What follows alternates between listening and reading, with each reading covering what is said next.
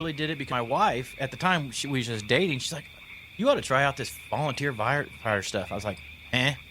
Right. Like, you ought to try it out. I'm like, they won't take me. I had tattoos and piercings, and I just looked horrible. Right. But the fire chief at that time, well, still is our fire chief. She's like, I'll take you. You're young. You're dumb.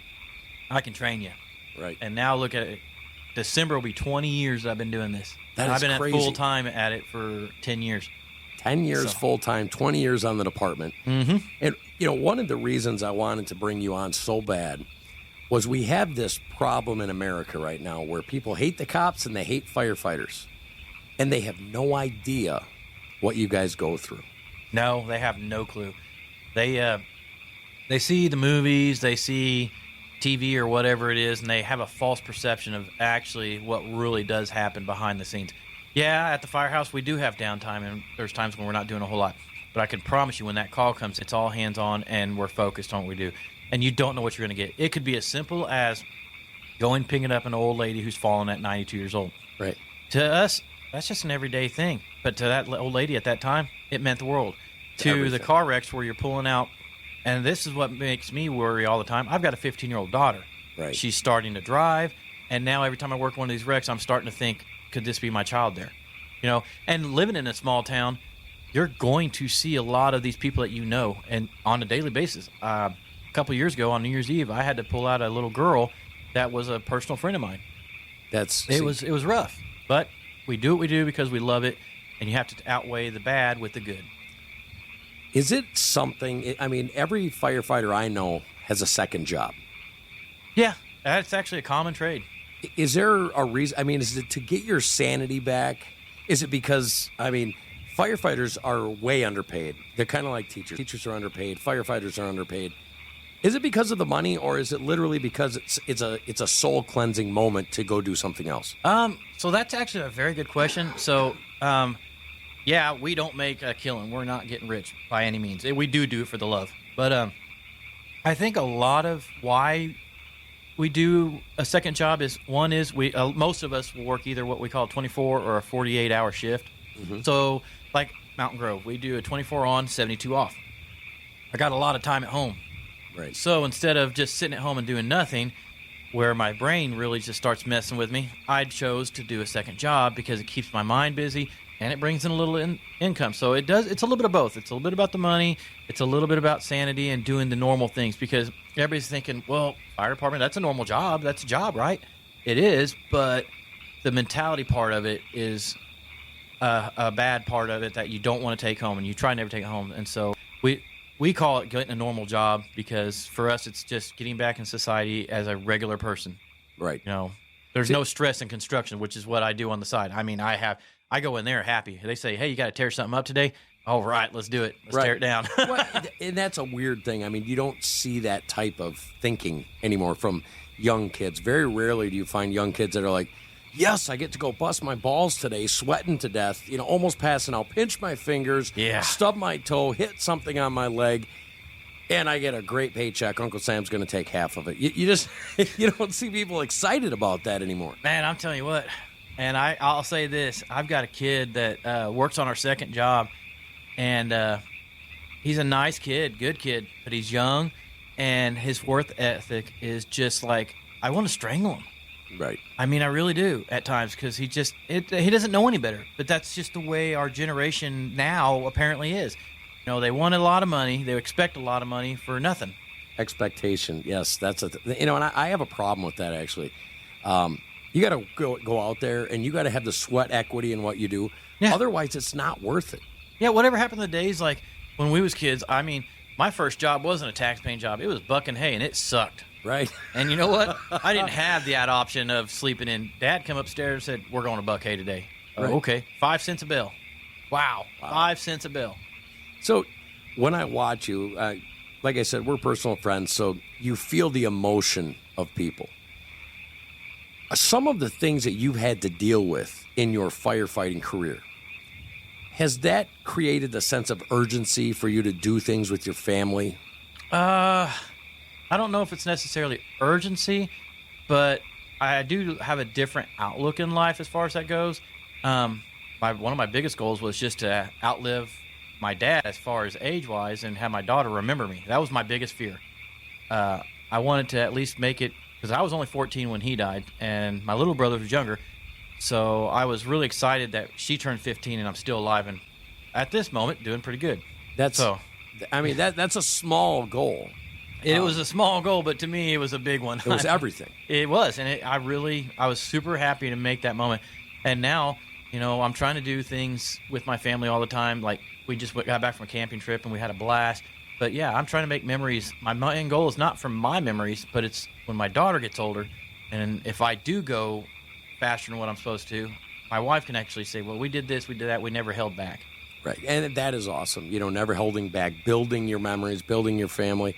Because at the end of the day, it really doesn't matter how much you have in your pocket. When you're sitting there and you're old and you got tons of money to spend, and guess what? There's nothing to spend it on, and you want to think about your memories, and you want to have the memories. Well, guess what? You create them when you're younger and you're broke. Yeah, there's a reason we're broke. Right.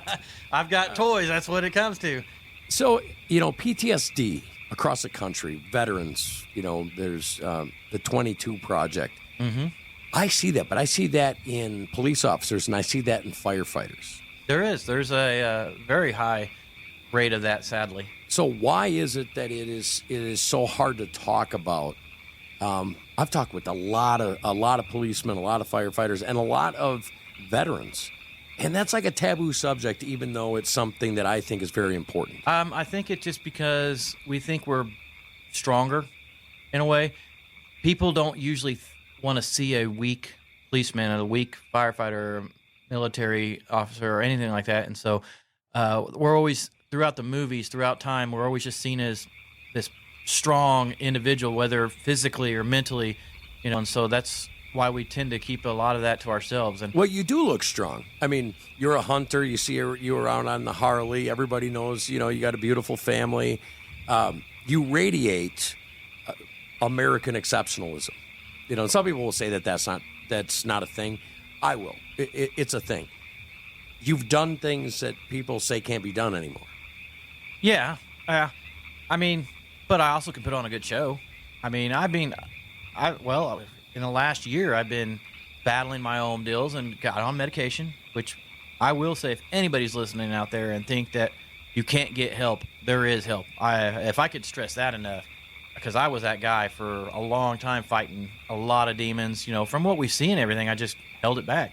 But there is people out there that will help. I'm telling you what, I'm on two medicines, and they was the best things for my life. I was an anti-medicine person until I started taking these and seeing a doctor like I'm supposed to. And I'll tell you what, I'm a lot better person than what I was 3 years ago. See, and that's awesome because you're just getting better. Is it hard to accept your own demons? It is very hard.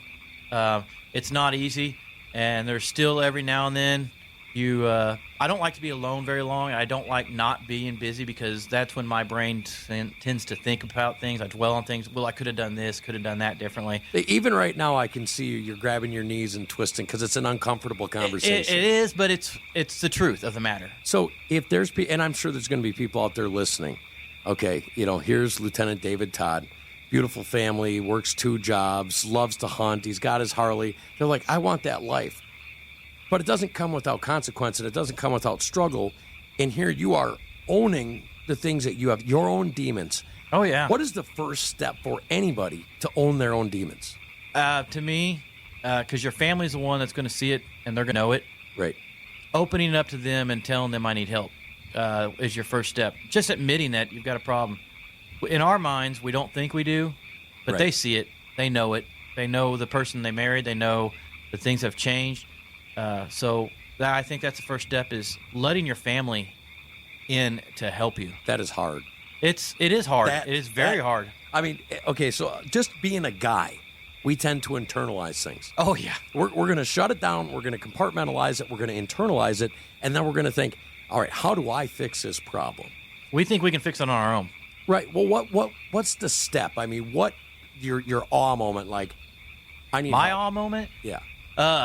It came about a year ago, and so I just lost my dog. And me and this dog, it was a German Shepherd. My wife had actually got him 8 years prior to that because she knew then I had issues, but she also knew I worked well with animals. And so I was able to do good with him. It kept everything at bay. But when I lost him, one day I don't know, I hadn't worked in a few days. I wasn't working a second job, and it all had come crashing down. It just came out of nowhere. The real only thing I remember is going and grabbing my dog's ashes, sitting on the back porch, and just losing it. It was that next day after everything had come down that my wife said, "Are you okay?" And I said, I think I need help. So she immediately took advantage of it in the right way and went and got help for me and got me scheduled. And I had to admit it. And the next hardest thing was probably admitting to, because everybody knew it. It's not like it was a hidden thing. Everybody knew it, but it was my having to accept it and let people know, like, hey, I admit it now. This is who I am. I've got issues, and I'm going to try to fix them. Well, kudos to you, because a lot of guys won't. Oh, and I wish they would. I really would do. I mean, the thing is so when you talk to firefighters and you talk to police officers, you would think that you would have this feeling of animosity to, like, the druggies. Okay, I don't know what else to call them. But when you start talking to police officers and you start talking to firefighters, what you find is they have an elevated feeling for empathy. It's very strange, because at one hand, we just they're dumb people, but at the same time, we do have compassion, because they wasn't once like that. Something in their lives triggered this to start like that, whether it was their upbringing, depression, some reason they've got to that way. And so if we can, we will try to get them help. I mean, we're there to, one, hold up the law and bring help, but you can do more than just, you can show compassion. So you see that all the time. Oh, we see it all the time, sadly. You see firefighters taking out of their own pocket to fix something that they know that the department can't. I've watched it a million times. Oh, yeah. It's kind of like teachers. They don't have the budget for something, so they go to the place and they get it for the kids on their own dime. It's weird, because the problems that you face most of the time are caused by those people, but yet you have an elevated level of empathy for those people.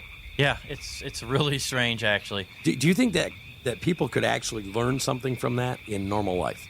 Oh, yeah. If people could just open their eyes up and see past what people are, and the biggest thing, like judgment. Like, just because you see someone and you assume doesn't mean you've been in their shoes until you've actually literally quite physically walked in their shoes and to understand what they're going through. And it doesn't even have to be drugs. It could be just, somebody, like, let's just say I know a couple that one time they was called to a Walmart to make an arrest for a guy stealing.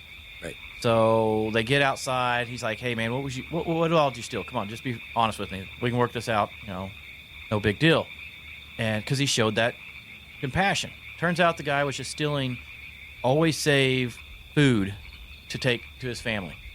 So that's it? You didn't even get name brand or anything? He goes, "Man, a meal's a meal." Right. So the officer went and talked to Walmart and said, "Look, I'm going to pay for all the stuff. If you are willing to not press charges, we're just going to call it good and we'll take care of him." You don't know the whole story, but I do. And that's what he did. That's kind of awesome. If the rest of the world was like that, I think we'd be a little bit better place, honestly. I'm glad you said that. One of the worst times I ever felt guilt was watching a YouTube video, and I know this is going to sound funny. Yeah. But I watched a young girl, and she was probably 18, 19. You could tell she had no money. She was strung out, and they were arresting her for theft. And kind of the same scenario. The cop pulled her out of the car. They tased her to get her down. She's going crazy, and they get her down, and they look in her bag, and she stole deodorant and she stole body wash. And it almost makes me want to cry now because of how bad I was by judging her immediately. Yeah. And she said, "I just don't want to stink." And I felt like I was an inch tall because I judged her on that, and I should have never done it. Well, that's what we do as humans, sadly. Until you've been and seen some of these things, I think that if like these live PD shows and the firefighter shows and stuff like that would actually kind of concentrate a little bit more on the humanity of what we do, yes, I think the world would be a better place. I agree. I mean, I'm a big war buff. I mean, all my family's military and all that. I love watching anything I can that's Afghanistan or Iraqi war. the documentaries. But what they don't show